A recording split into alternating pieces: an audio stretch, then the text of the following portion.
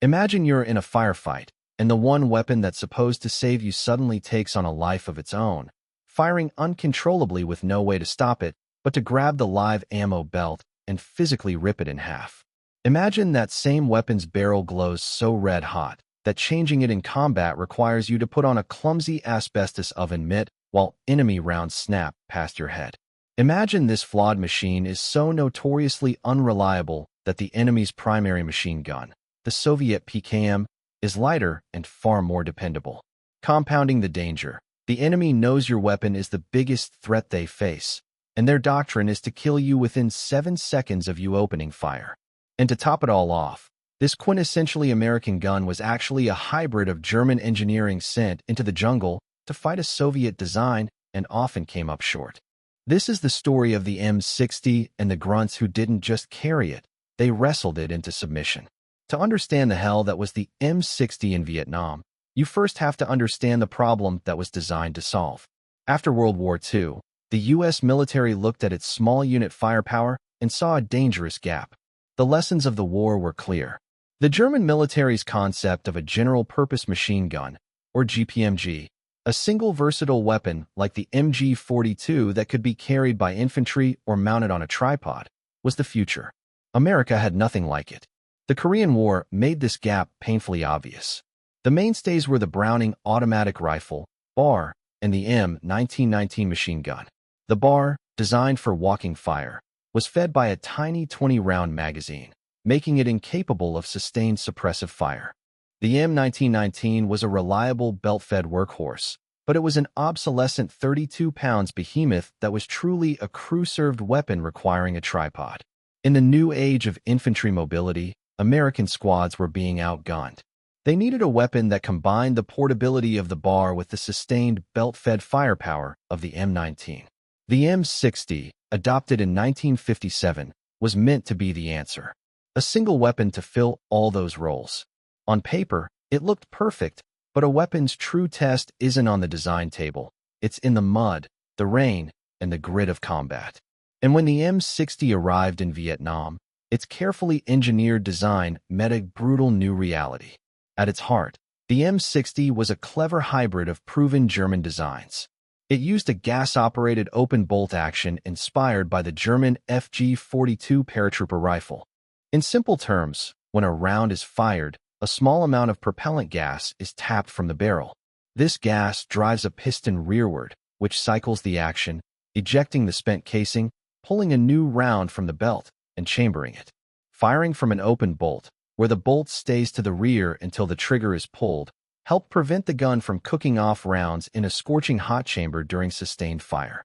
Its belt feed mechanism was a simplified version of the one found in the legendary German MG42, but the real story was the round it fired, the 7.62 by 51 mm NATO. This was a full-power battle rifle cartridge, and the numbers tell the story. The 7.62 mm round carries about 3,500 J of muzzle energy. For comparison, the M16's smaller 5.56 mm round has only about 1,800 J, and the AK-47's 7.62 by 39 mm round has about 2,100. This gave the M60 gunner nearly double the power of the standard infantry rifle, with the ability to reach out and hit targets effectively at 1,100 m. It was a controllable system with a relatively slow cyclic rate of 550 rounds per minute, which made it accurate and prevented it from burning through ammunition too quickly. The M60 was engineered to be the final word in any firefight. The physics were on its side, but physics on paper and performance under fire are two very different things. One of the most critical functions of a machine gun is laying down continuous suppressive fire. This makes the barrel white-hot in minutes, requiring a quick change. On the M60, this procedure was a masterclass in terrible design. The gun's bipod was permanently fixed to the barrel assembly, not the receiver. This meant that to change the barrel, the gunner had to stand up, retract the legs, and lay the entire weapon on the ground, taking the gun completely out of the fight. Then, he had to don a thick asbestos mitt to handle the searing hot steel. Imagine trying to find and put on a clumsy glove in the middle of a firefight, fully exposed to the enemy with NVA soldiers trying to kill you. The gunner would flip a lever, yank the 10 pounds barrel and bipod assembly free, toss it aside, and slam a new one in. Because the front sight was also attached to the barrel, every change ruined the gun's zero. Soldiers would burn their hands to the bone trying to do this without the mitt, which was inevitably lost in the chaos of combat. It was a slow, dangerous, and absurdly complicated process that left the squad without its most powerful weapon at the worst possible moment. Even more terrifying than a gun that wouldn't fire was a gun that wouldn't stop firing. The M60 was infamous for a malfunction known as a runaway gun. Mechanically, the problem was often a worn-down sear, the tiny metal catch in the trigger group responsible for holding the bolt to the rear. When it wore down, it can no longer catch the operating rod as it cycled. From the gunner's perspective, it was a nightmare. You'd fire a burst, release the trigger, and nothing would happen. The gun would keep firing, bucking in your hands, roaring as it chewed through hundreds of dollars of ammunition in seconds. The only way to stop it was to sever the ammunition feed. An assistant gunner would have to reach over and grab or kick the twisting metal belt of live rounds and physically break it apart, all while the gun was still firing. It was a moment of sheer mechanical terror, turning the gunner's lifeline into an uncontrollable monster. The M60's authority on the battlefield came from what its powerful 7.62mm round did to cover vehicles and the human body. That massive energy advantage wasn't just for show. It translated directly into battlefield dominance. In the dense jungles of Vietnam, this was critical. The M16's lighter 5.56mm bullets were often deflected by thick leaves and bamboo, but the M60's heavy 7.62mm rounds would tear through the jungle canopy, small trees, and earthen cover that would stop other rounds cold. When it hit a human target, the effect was devastating. A high-energy round like the 7.62mm creates a massive temporary wound cavity through hydrostatic shock, transferring incredible force to surrounding tissues and organs. Unlike intermediate rounds that might wound, the M60's full-power cartridge was designed to incapacitate instantly. It didn't just punch holes, it shattered cover and overwhelmed the enemy with the sheer display of force. This ability to penetrate and destroy is what made the M60 the heart of the squad's firepower, capable of breaking an ambush or suppressing a fortified enemy position when nothing else could. The North Vietnamese Army and Viet Cong were professional soldiers who quickly learned to identify the greatest threat on the battlefield. That threat was the rhythmic, thumping report of the M60. In any ambush or firefight, NVA and VC doctrine was brutally simple. Target the machine gunner first. They knew that if they could silence the M60, the American squad's ability to return effective fire would be crippled. The M60 gunner, easily identifiable by his weapon and the belts of ammo draped over his body, immediately drew the attention of every enemy soldier. Snipers were trained to specifically target them, and initial volleys of an ambush were often aimed directly at the gun team. It was this terrifying focus that gave rise to the chilling statistic that an M60 gunner's life expectancy in a fight was a mere 7 seconds. This wasn't just a weapon they fought against. It was a weapon they feared, and their tactics were built around destroying it at all costs. But the NVA's answer to the M60 wasn't purely tactical. They also fielded that the M60 wasn't the only machine gun in the jungle. The NVA were often equipped with a Soviet-made PKM, a weapon that, by many technical measures, was superior. The PKM, based on the famously reliable Kalashnikov action, was lighter, weighing only 16.5 pounds to the M60's 23. It was also known to be more durable and less prone to jamming in dirty conditions. Furthermore, its barrel change procedure was simpler and safer, as its bipod was attached to the receiver, not the barrel. From a purely objective standpoint, the enemy had a lighter and more dependable machine gun. But this fact only serves to highlight the incredible skill and determination of the American soldiers. While the NVA had a more forgiving weapon, the American grunt learned to master a flawed one. They faced an enemy with a logistical advantage in their primary support weapon, yet they refused to be outfought. The heroism of the American gunners wasn't just in facing the enemy, but in wrestling their own equipment into submission to do it. One of the most iconic images of the Vietnam War is a soldier hanging out of the door of a Huey helicopter, an M60 spitting fire. These door gunners were the cavalry of the air. Their M60s were often stripped down and hung from the ceiling by bungee cords, allowing for maximum freedom of movement. Secured only by a monkey harness, gunners would lean far out on the skids, weathering 140 in patch winds to get a clear shot.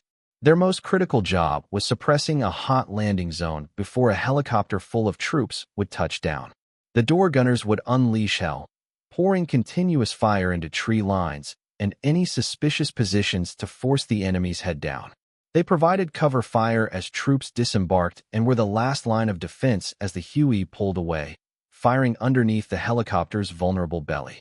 Door gunners were completely exposed and suffered the highest casualty rates among helicopter crews, but their relentless fire was the shield that allowed thousands of soldiers to get into and out of the fight alive. The sheer guts of the M60 door gunner were personified by specialist Gary Wetzel. On January 8, 1968, his Huey was inserting troops near AP Dong-an when it was hit by an enemy rocket and crashed. The explosion nearly severed Wetzel's left arm and badly wounded him. Despite his catastrophic injuries, Wetzel saw the enemy charging the down helicopter. He crawled back to his M60, propped himself up, and opened fire single-handedly, holding off the enemy assault and protecting the pinned-down survivors. He fought until he lost consciousness from blood loss. He awoke moments later, dragged other survivors to cover, and passed out again. For his incredible bravery, Gary Wetzel was awarded the Medal of Honor. He had lost his arm, but he had saved his crew. On July 24, 1966, the heroism of the American M60 gunner was perfectly embodied by Marine Lance Corporal Richard Pittman.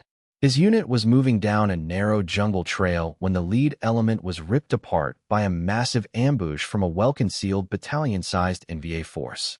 Pinned down and taking heavy casualties, the frantic calls for more firepower came down the line. Pittman, who was at the rear of the formation, heard the call.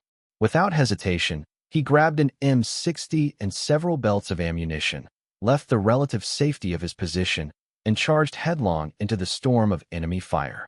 Running toward the sound of the guns, he came under intense small arms fire at point-blank range, but returned it with the M60, silencing the first enemy position. He pushed forward again toward his wounded comrades, and was met by fire from two more automatic weapons. He promptly destroyed them both. Learning there were more wounded Marines 50 yards further up the trail, he advanced again through a hell of mortar and machine gun fire. As he reached the spot where the lead Marines had fallen, he was suddenly met by a frontal assault from 30 to 40 NVA soldiers. Totally disregarding his own safety, Pittman calmly stood his ground in the middle of the trail and raked the advancing enemy with devastating fire from the hip. His relentless barrage broke the charge and saved the lives of his comrades, for which he was awarded the Medal of Honor. Carrying the M60 was a brutal physical ordeal. The gun itself weighed about 23 pounds, and a standard 100-round belt added another 7 pounds. It was awkward and poorly balanced, earning it the nickname, the Pig, for its sheer unwieldy bulk. Faced with a weapon that seemed determined to fail them, American soldiers didn't just give up. They adapted and innovated. They learned to clean their weapons religiously. When flimsy parts like the trigger group's retaining clip failed, they improvised with wire and duct tape. To solve the infuriating problem of ammo belts twisting and jamming, gunners would wire an empty Saracen can to the side of the gun, creating a smooth guide for the belt, a simple, brilliant field modification. They became masters of their flawed equipment, forcing it to work through sheer will. And they did it for one reason. When the Pig worked, it was magnificent. Its 7.62 millimeters round was devastating, and its slow, steady rate of fire made it a controllable and accurate base of fire.